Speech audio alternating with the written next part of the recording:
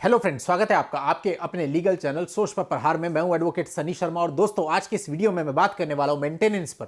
Maintenance लड़की 125 CrPC में मांगती है, डीवी में मांगती है, 24 एचएमए में मांगती है।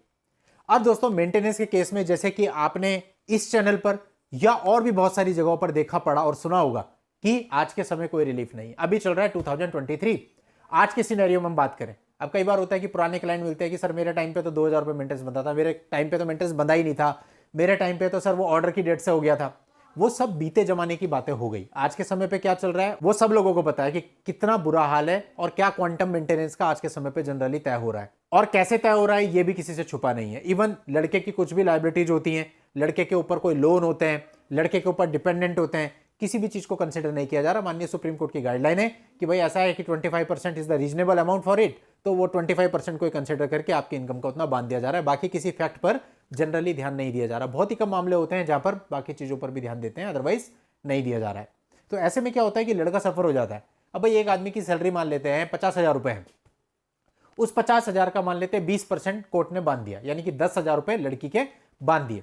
लेकिन इसके साथ साथ कोर्ट ने यह ध्यान नहीं दिया कि इसको जो 50,000 रुपए मिल रही है ये मुंबई जैसे बड़े शहर में निवास करता है और मुंबई में रहने का खर्चा कितना है, खाने का खर्चा कितना है, उस चीज को भी तो देखना चाहिए। आप 50 में से मान लेते हैं उसका 25 तो उसी में निकल गया, किराए भाड़े में, आने जाने की, ट्रैवलिंग में, ऑफिस से घर, घर से ऑफिस और तमाम प्रकार के खर्चे होते हैं, किचन के खर्चे इतने होते हैं दैनिक जीवन के।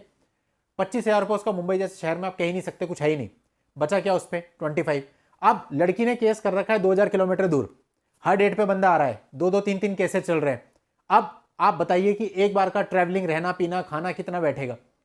एक बार में उसके आराम से 10,000 रुपए मिनिमम बता रहा हूं खर्च हो जाते हैं। महीने में 2 बार भी आया तो 20,000 रुपए तो ये निकल गए, काउंसिल की फीस। और अगर खुद को कोई बीमारी है, उसका इलाज चल रहा था, वो अलग। माँ बाप हैं सर पे, उनकी जिम्मेदारियां हैं, उनके मेडिकल एक्सपेंसेज है वो अलग। कोई लोन ले रखा है घर बनाने के लिए या किसी और प्रकार का लोन है, उसके किस्त अलग। कोई गाड़ी है उसकी किस्त है वो अलग।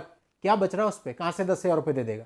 ठीक है, अब आपने तय कर दिया 20%, आपने 20% लगा दिया, लेकिन ये सारी चीजों को नजरअंदाज कर दिया गया। तो आज के समय पे यही हो रहा है कि भाई लड़की है, आपकी वाइफ है, आपको मेंटेनेंस तो देना है। अब लड़का करे क्या, मेंटेनेंस तो देना ही है। तो ऐसे में हमें यह देखना होगा कि हम कोर्ट के सामने ऐसी क्या चीज लेकर के आए जिससे हमें हमारे मेंटेनेंस में राहत मिले। अब हम बहुत सारी चीज ले आते हैं, साहब मैंने तो कभी मारपीट नहीं करी, ये झूठ बोल रही है, ये अपने आप घर आई है। कोर्ट किसी चीज को मानने को तैयार नहीं है आज के समय। आज के समय पे क्या हो रहा है, इंटरिम के टाइम पे कोर्ट कहता है ये अपने आप गई या तुमने इसे निकाला, ये तो ट्रायल का मैटर है, बाद में देखेंगे, फिलहाल तुम इंटरिम देना शुरू करो। लड़का बेचारा इंटरिम देना शुरू कर देता है ये सोच के कि लास्ट में जजमेंट में जो होगा फाइनल, उसमें मुझे कुछ राहत मिलेगी। लेकिन देखने में आता है कि इंटरिम का ऑर्डर कॉपी पेस्ट कर दिया जाता है। मेरे बहुत सारे मामलों में हुआ, ट्रायल की एक भी बात नहीं, कोई एविडेंस की बात नहीं, कुछ नहीं, जो इंटरिम का ऑर्डर था बिल्कुल as it is copy paste मार दिया फाइनल जजमेंट में।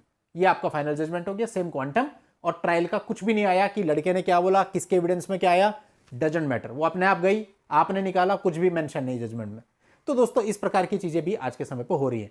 तो लड़के बेचारे की सारी उम्मीद टूट जाती है, ट्रायल के बाद भी उसको वही ऑर्डर हाथ में आता है। तो अब ऐसे में क्या होता है, लड़का यही साबित करने में लगा रहता है कि लड़की झूठ बोल रही है। कभी 340 लगाता है, कभी कुछ और करता है, कभी कुछ और, मतलब जो अपनी तरफ से कर सकता है करता है। मैं ये नहीं कह रहा हूं कि करना बुरा है, लेकिन कहीं ना कहीं आपको यह सोचना है कि इस समय मेरी पहली जरूरत क्या है। पहली जरूरत है कि किसी भी तरह से इसका मेंटेनेंस कम हो जाए या बंद हो जाए। वो कैसे हो सकता है, उसका एक ही तरीका, एडल्ट्री में साबित कर दो। दिल्ली हाईकोर्ट बोल के आ रहा है कि भाई एडल्ट्री की 1-2 घटनाएं कुछ नहीं होती, आपको मेंटेनेंस तो देना ही पड़ेगा। इवन लड़कियां दूसरी शादी करके भी मेंटेनेंस ले रही हैं। तो कुल मिला के बात ये होगी कि ऐसे में तो लड़के की हर तरह से हार हो रही है।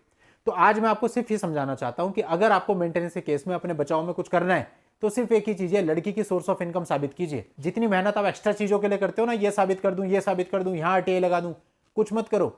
सारा का सारा फोकस, जितना भी आप खर्चा करना चाहते हैं वो इस चीज पे करिए जिससे आप ये साबित कर सके कि लड़की की आज के समय पे कुछ सोर्स ऑफ इनकम है, और सोर्स ऑफ इनकम को कोर्ट में साबित कीजिए। केवल ये एक तरीका है जिससे आप अपना मेंटेनेंस कम करवा सकते हैं या फिर बंद करवा सकते हैं। इसको छोड़ करके आप बाकी चीजों पे ध्यान देते हो तो मैं आपसे अनफॉर्चुनेटली ये कहना चाहूंगा कि आप अपना टाइम खराब कर रहे हैं। अब लड़की की बहुत सारी आय हो सकती हैं, कई बार तो वो जॉब में होती है, छुपा रही होती है, आरटीआई लगाओ, निकालो, जैसे भी मैनेज करो, आपकी हेडेक है, मुझे नहीं पता। प्राइवेट जॉब में, पब्लिक जॉब में, जैसी भी जगह पे आप उसकी जॉब डिटेल्स निकालो, उसकी सैलरी का पता करो, उसकी सैलरी स्लिप निकालो, उसके झूठ को कोर्ट के सामने उजागर करो। कई बार लड़की होती है कि जॉब में नहीं होती बट वो अपना काम चला रही होती है, कोई भी बिजनेस कर सकती है, वो हो सकता है उसका कोई बुटीक हो सकता है बच्चों को कोचिंग पढ़ा रही हो सकता है कंप्यूटर सिखा रही हो, बहुत कुछ हो सकता है। और दोस्तों ये कोई छोटे काम नहीं होते, ये जिन्हें हम छोटे काम समझते हैं ना, इनमें आपकी सैलरी से ज्यादा इनकम है आज के समय पे। तो आपको ये मालूम करना है कि कहीं वो ऐसा तो नहीं कर रही अपने घर पे, अपने घर के आसपास, कहीं रेंट पे लेके, कहीं अपना कुछ ऐसा। और आप बहुत तरीके लगा सकते हो निकालने के लिए। भाई आप झूठी तो लोगों के सामने ला रहे हो।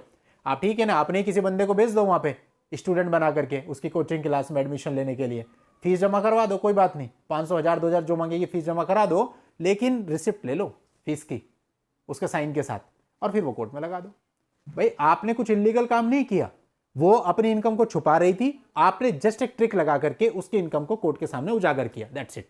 ऐसे ही अगर बुटीक का काम कर रही है तो कोई सूट सिलवा लो, या कुछ भी कर रही है तो उससे रिलेटेड कुछ करवा लो, या फिर किसी अननोन नंबर से फोन करवा कर उससे मालूम कर लो जी आपका खर्चा क्या है, आपकी फीस क्या है, या आप बुटीक में है तो इस डिजाइनर सूट का आप कितना चार्ज करती हैं।